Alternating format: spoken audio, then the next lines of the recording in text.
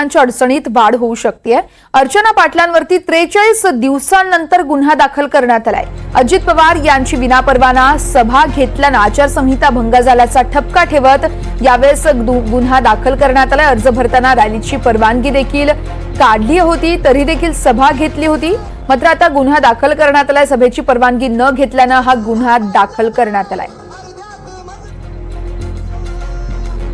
निकालाआधीच महायुती राष्ट्रवादीच्या उमेदवार अर्चना पाटील यांच्या अडचणीत वाढ होऊ शकते। महायुतीच्या राष्ट्रवादीच्या उमेदवार अर्चना पाटील यांच्यावर 43 दिवसांनी गुन्हा दाखल झालाय। उपमुख्यमंत्री अजित पवार यांची विनापरवाना सभा घेतल्यानं आचारसंहिता भंग झाल्याचा ठपका ठेवत यावेळेस त्यांच्यावर गुन्हा दाखल करण्यात आलाय। उमेदवारी अर्ज दाखल करताना रॅली काढून जाहीर सभा घेतल्यानं गुन्हा दाखल झालाय।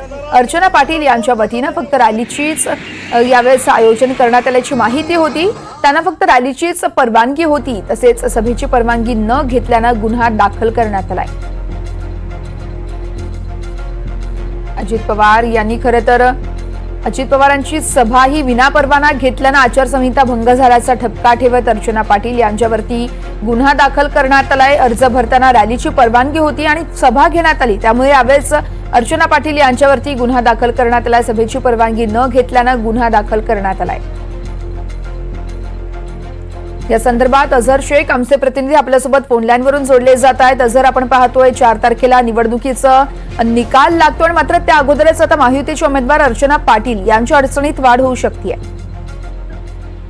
नक्कीच वर्षा, 19 तारखेला जेव्हा अर्चना पाटील यांचा अर्ज भरणार होते त्यावेळेस कुठल्याही प्रकारे सभेला परवानगी देण्यात आली नव्हती, मात्र अर्चना पाटील यांनी ती सभा घेतली। या सभेमध्ये अजित पवार असतील, चंद्रशेखर बावनकुळे असतील, त्याचबरोबर महायुतीचे 5 ते 6 आमदार या सभेला उपस्थित होते आणि आता त्या सभेच्या अनुषंगाने तब्बल 43 दिवसाने गुन्हा दाखल करण्यात आलेला आहे। आनंदनगर पोलीस ठाण्यामध्ये हा गुन्हा दाखल करण्यात आलेला आहे, त्यामुळे अर्चना पाटील यांच्या अडचणीत वाढ होण्याची शक्यता आहे। वर्षा, निश्चितच यामुळे आता पुढे नेमकी काय कारवाई केली जाते हे देखील पाहणं तितकंच महत्त्वाचं आहे। अझहर, धन्यवाद तुम्ही दिलेल्या सविस्तर माहितीसाठी।